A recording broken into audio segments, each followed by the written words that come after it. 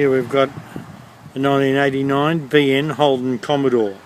It's automatic, air conditioning, power steering, 3.8 litre V6, central locking.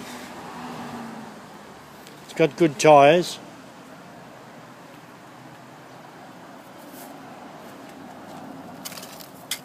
Just a quick run around the car. It's got a tow bar.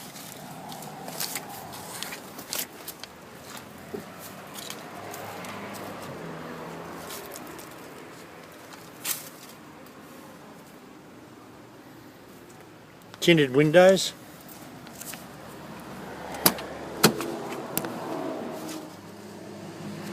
Good interior.